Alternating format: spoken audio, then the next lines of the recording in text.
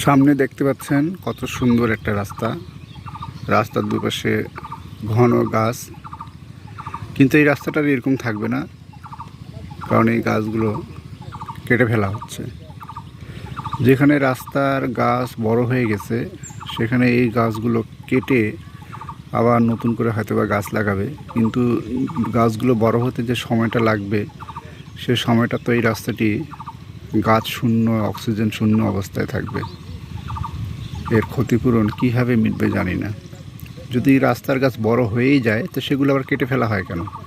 এগুলো থেকে যাবে বছর কা বছর, কিন্তু দেখা যায় যারা নির্দিষ্ট সময় পরে এগুলো কেটে সাবার করে ফেলা হয়, আবার নতুন করে লাগানো হয়।